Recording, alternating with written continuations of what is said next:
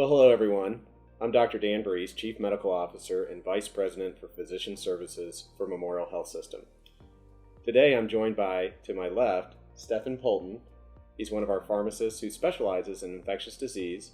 And to my right, Dr. Frances Wadskier. She is one of our infectious disease physicians. We are excited to speak with you all today about the COVID-19 vaccine. Memorial Health System has been designated as a vaccine provider for this region. We are very excited about that. And so we're going to spend some time today talking all about the vaccine. Stephen, can you tell me a little bit about why you think patients should get the vaccine? As far as why patients should get the vaccine, the biggest thing is it's the right thing to do. But as far as specifics, the main thing is it's one way to end this pandemic. Also, it protects the person who receives the vaccine with hopes that down the road it will protect others as well. And also, it's very safe, and the guidelines that we follow and the evaluation that these vaccines have had has been in place for years, and it's still received the same scrutiny that any other vaccine did. Perfect. Dr. Wadskier, what do you have to add to that? So the vaccine itself, it is an extraordinary scientific achievement, and once you have the opportunity to receive the vaccine, it's just a simple step, and that's the way that how you're going to protect yourself and end the pandemic. Most of the questions I get, is it a safe vaccine? Yes, it is a safe vaccine.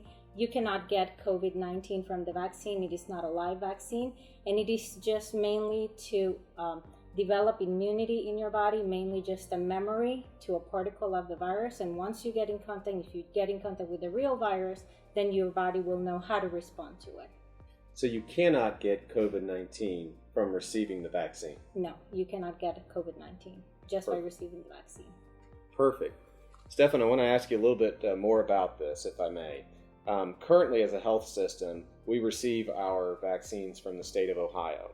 The two that we are currently getting are the Moderna vaccine and the Pfizer vaccine at the time of this video. What should patients expect in response to getting this vaccine? So they get the first vaccine and then a second one a little bit later. What should they expect? As far as things that patients should expect, the main thing that a lot of patients experience is a sore arm, but just like we would expect with any vaccine. Some patients do have fever, chills, they might have some muscle pain and aches, but those are short-lived. And most patients don't experience those on the first dose. However, we have seen more of those pop up with the second dose, but it lasts 12 to 24 hours, which we would normally expect with any vaccine. As far as effectiveness, the first dose roughly is 50 to 65% as far as protection against getting the virus. But after that second dose, that's the big key. It goes up to 95%. So only 5% of patients who get the vaccine got COVID. And the big thing is, even though those patients may have received or have gotten the actual infection, they didn't need to go to the hospital as far as require severe intervention. So less chance of going to the hospital, needing oxygen, being on a breathing machine. Well, that's exciting news. This has definitely been the next game changer for us. I think we would all agree to be able to offer these vaccines. Now, how do you receive a vaccine? I'm going to talk a little bit about that. We are so excited about this, actually. You can log on to our webpage, and it is posted here on the video. And when you do, you will click on a link at the top, and you will be able to pre-register to receive a vaccine.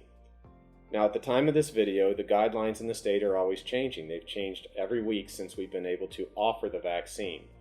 Currently, this week, we're able to offer it to patients that are 65 years and older. Next week, that list will expand a little bit. You can follow that on links that will be provided on this page. We do have to follow the state guidelines because those are mandates that are put out by the state. We only receive a small amount of vaccine each week. We anticipate that this will get bigger over time and we will be able to vaccinate more people. So this is a really easy process, but I do want to talk about what to expect when you actually are called to come and get your vaccine. Stephen, can you tell me a little bit about that experience? I sure can. So One area that we've been giving the vaccine has been over at our Wayne Street campus. Before the patients ever get there, I know our team is reaching out and scheduling the appointments and letting them know when and where to be. Once that day comes, patients come in and it's all drive-through, which is great. Patients don't have to get out of the car. Beginning to end, a patient might expect is roughly 25, maybe 30 minutes, and I think we're refining that and making that time frame smaller and smaller. Patients, when they pull in, we have a loop that the patients kind of drive through, and as far as what they expect, first thing, you're going to be greeted by someone. I know we've had administrators who have been helped greeting patients when they arrive and directing you where you need to go. As you go around the clinic registration, they will get you registered, get your information, and then get you set up for that second dose, which is very critical. Once they get you registered, the next part is we provide you some handouts that we have to give you information regarding the vaccine. And then the next step will be we have to ask you some questions. And I think the questions are one area where a lot of patients get confused or have a lot of questions about why are they asking me these. And Dr. Watts here is going to mention what those questions are and why we ask them. Dr. Watsgear? Yeah, so part of the things that we're going to do, so the reason why we ask the questions is mainly for safety. So we're going to ask a series of questions. Mainly 3 of those are going to exclude you from getting the vaccine, either if you had a severe allergic reaction to a COVID-19 dose before, or an anaphylactic or severe allergic reaction to another vaccine. And we might provide you with a list of components, and maybe if you also had a history of severe food allergy, we're gonna just try to know what are the details on that so we can tell you if you can get the vaccine or not. Another thing is if you had another vaccine within 14 days, that will exclude you from getting the vaccine. And if you tested positive for COVID-19 within the past 14 days, we might have a couple other questions in terms of your symptoms. And if it's past already those 14 days, then we can decide if you get the vaccine or not. Stefan, so once the patient is cleared to go through the tent and get the vaccine, walk me through the rest of the process. Yep. So the patients, once we have a tent that can actually hold 4 cars at one time currently. We have plenty of vaccinators, so they will come up to your car. They will double check the questions like Dr. Watsgear had mentioned, just to make sure you don't fall into one of those areas where we want to wait on giving you the vaccine. And the other questions are just to check and see, get some background information before we give the vaccine. They will ask you your name, date of birth, everything we normally do. Clean off your arm, give you the vaccine. Once they give you the vaccine, we have to watch you for 15 minutes, which you will pull out of the tent, drive around, and we will mark down the time that you got the vaccine. Once that 15 minutes is up, we're going to thank you for coming and make sure you have that second dose appointment. And also we will give you a card, which is your record for that you received the vaccine. If you're someone who had a severe allergic reaction in the past to an injectable medication or something such as a food allergy, that doesn't mean you can't get the vaccine.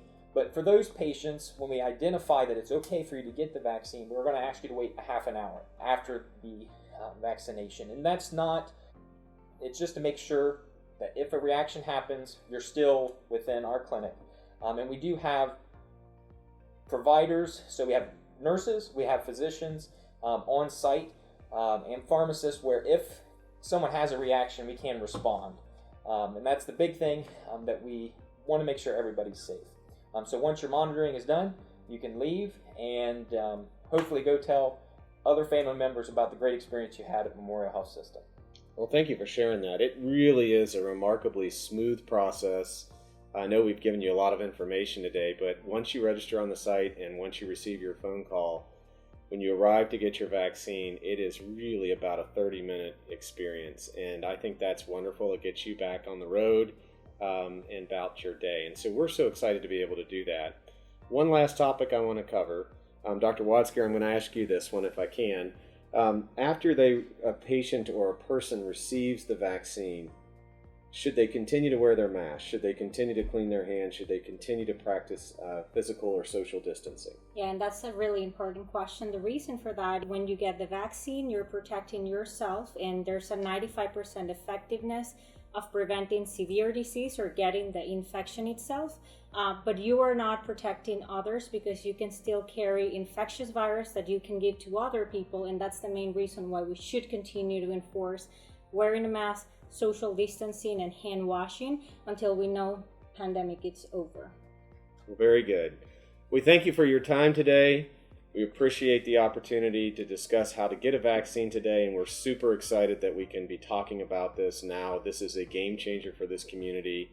We are your healthcare partner. We have always been here for you, and we're going to be here for you into the future. Thank you.